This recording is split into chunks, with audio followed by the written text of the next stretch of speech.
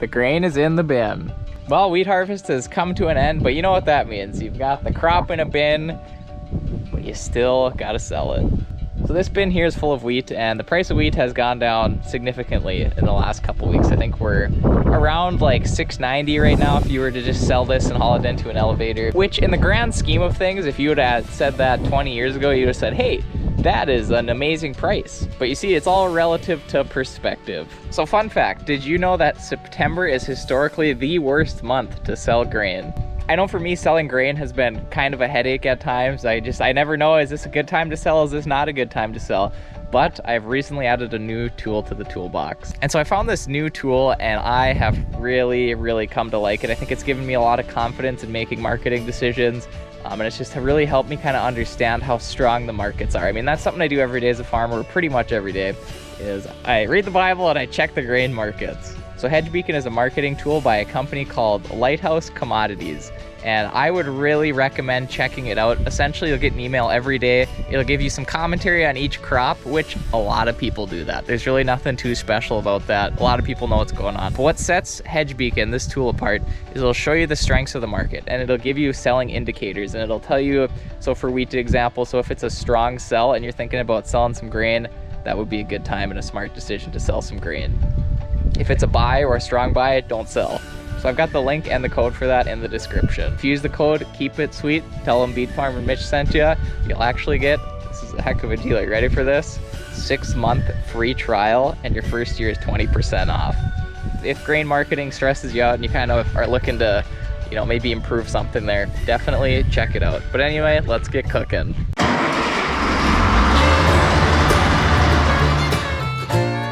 Welcome to the Red River Valley of North Dakota. A land flowing with milk and honey. You're watching Beet Farmin' Mitch. Ah, the sweet smell of sugar's in the air. Oh, and we got a friend. Uh-oh. Johnny. So I'm currently driving a tri-axle. We got a semi in front of us here. And we are making an opening, right? So the rows go this way, and my dad took the sugar beet topper and made a round here. And so what we're doing is we're making an opening. So my brother Casey, he's in the harvester there, and we got this truck here. And every time he gets his 4-ton tank full on the harvester, the semi will follow him and then pull out under him, unload, and then they'll keep going. And then we'll do that until we break through at the end. Then we can just drive straight next to the harvester coming back. So that is what we've got going on here, as well as some coffee and my favorite coffee mug. Tastes like soil.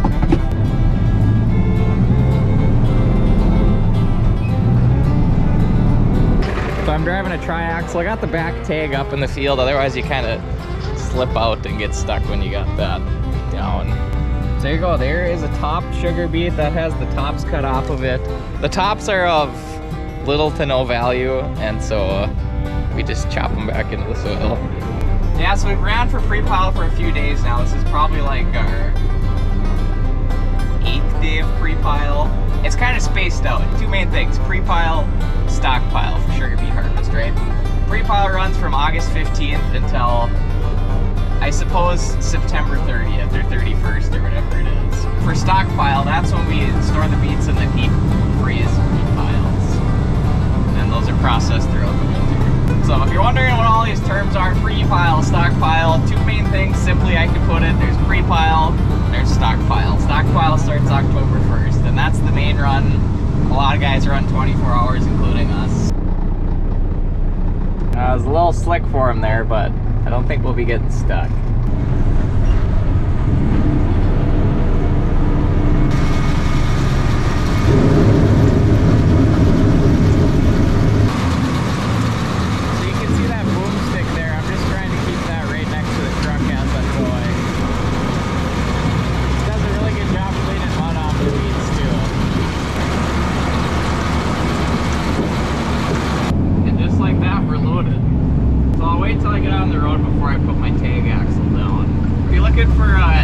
Unbeatable experience. Come up to the Red River Valley. We got farmers with beet trucks available and all kinds of jobs at the pilers. It's a land of plenty during this time of year. And if you're a fellow truck driver. Please don't use your phone while you're driving. My camera I mounted in places that are out of the way, and it's voice activated, so.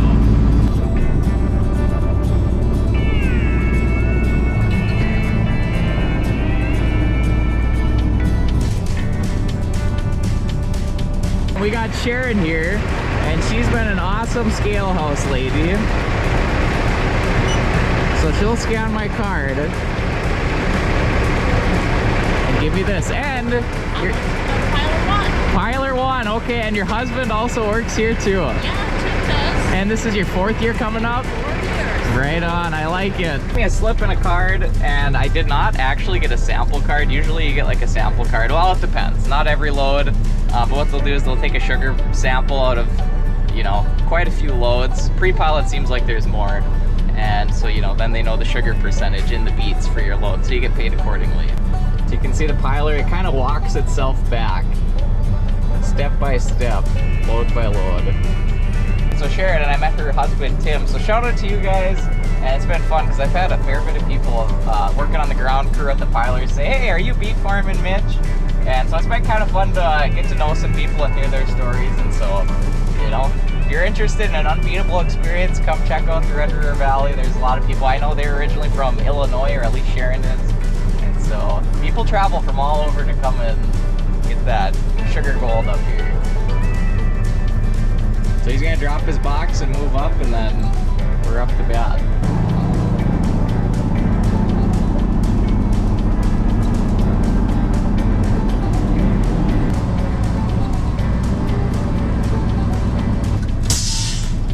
My box down, and now we'll go under the boom in front of us and get our tear piled.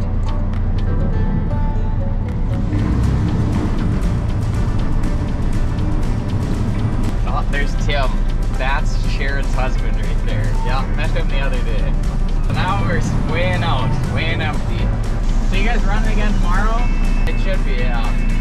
Yeah. Right on.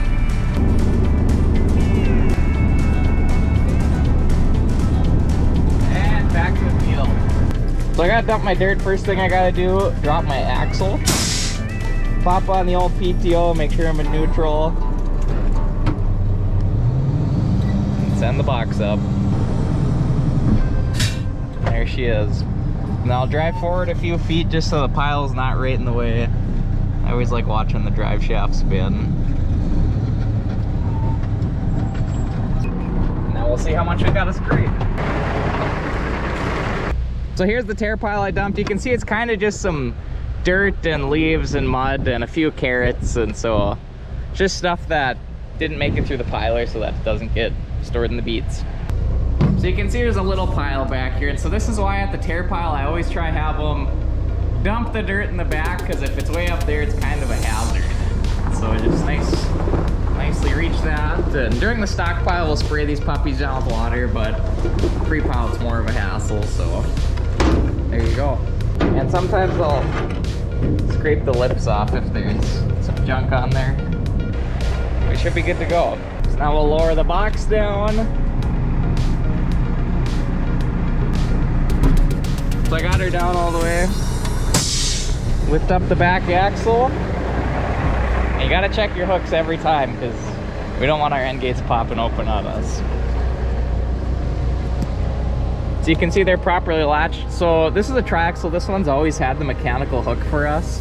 But our semis used to have air trips, and so you'd flip a switch in the cab and it would open up the hooks. And they had problems, whether that was air or electrical. Most of the time it was electrical or mechanical even. And so we got mechanical arms on our semis now, and it's been going quite a bit smoother, so that's been good. But now we're good, and we're gonna go get loaded again. Now we'll keep making laps to the piler. It's about 6 miles one way, so 12-mile round trip. Some fields are closer, some are farther, but we'll see how many loads we can get in. In line at the piler.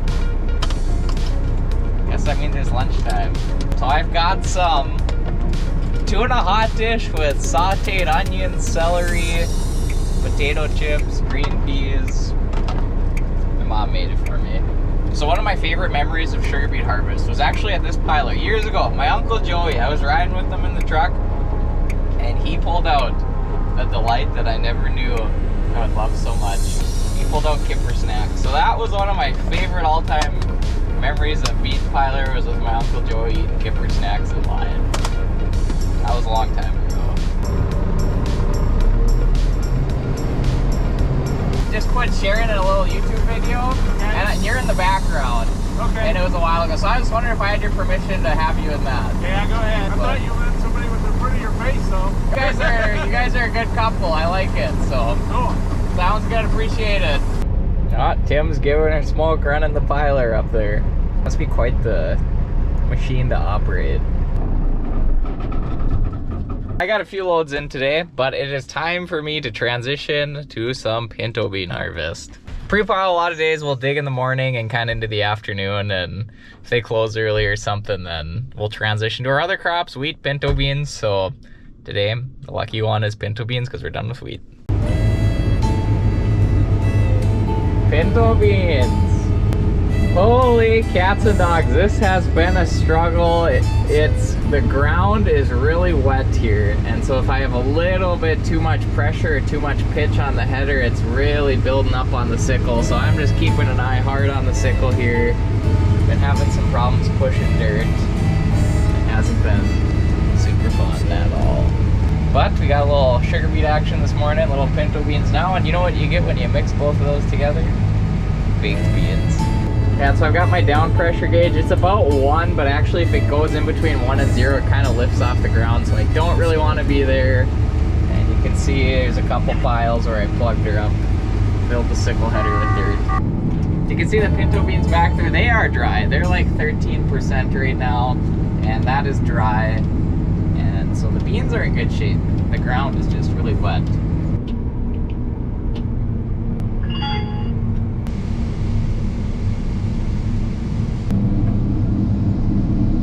Well, it's doing a pretty good job behind the header. Since it's so wet, I'm not able to shave down to the ground quite as much as I'd like to be. Can't put so much down pressure on it, otherwise I'm digging in. So I'm trying to avoid that, kind of trying to find the balance between pushing dirt and cutting as short as I can. It took me a few rounds to figure it out.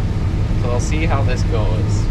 And I think also part of the problem is there's some corn trash in this field, like some root balls and stuff. And when that's getting stuck kind of under the sickle, then it's going to start to push some dirt. And I mean, the ground has so much moisture here, if you just barely, you know, push your tip of your boot in, it'll start making a line.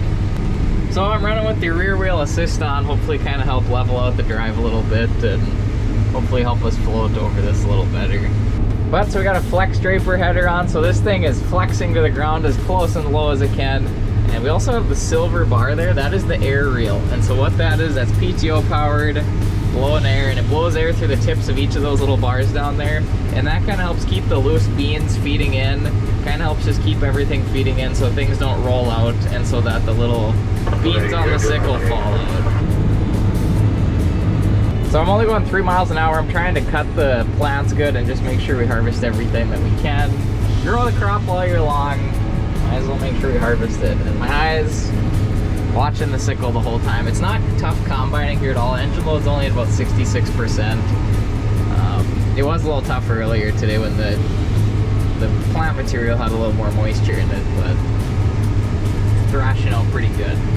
And pinto beans, they're a little tricky. You know, soybeans, those are pretty straightforward. You just set her in flex mode and let it rip for the most part. Pinto beans, they're a lot more, you really gotta have some finesse when you're harvesting pinto beans.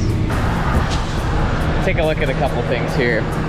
So you can see here how it's kind of starting to dig, probably from that root ball there.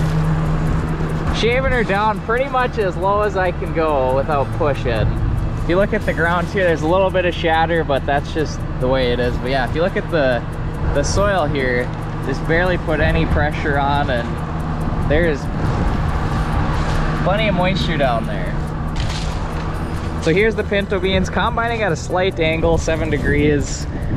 Seems like it's doing a pretty good job. Here's a pinto bean pod. Crack her open. You can see I dropped a couple there, and that's called shatter.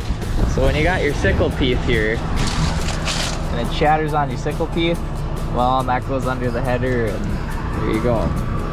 There's your pinto beans. Trying to get rid of the buzz cut. It's getting better with time here too. I think the top is kind of graying off a little bit. You can see under here, it's still a little black, but you know, I mean, I think it's the header's doing a better job sliding. I was going pretty smooth for a while there, but got another little pile. Pushing dirt. This gets old, but I had a blessed couple of rounds. Things didn't really go too wrong. And you gotta make sure you clean under these. It's like that, because if you don't do that and just try to take off, it'll start pushing on you right away again.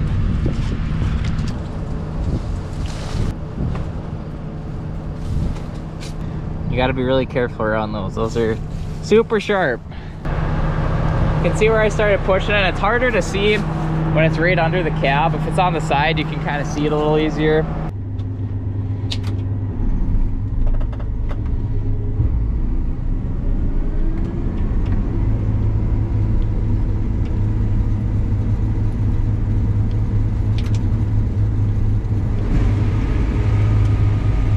Good to go. See, now when I go, I kind of gotta try hover over my old pile so I don't. I suppose I probably should have kicked it down, but be able to kind of float over that. That wasn't too bad. And now you keep going.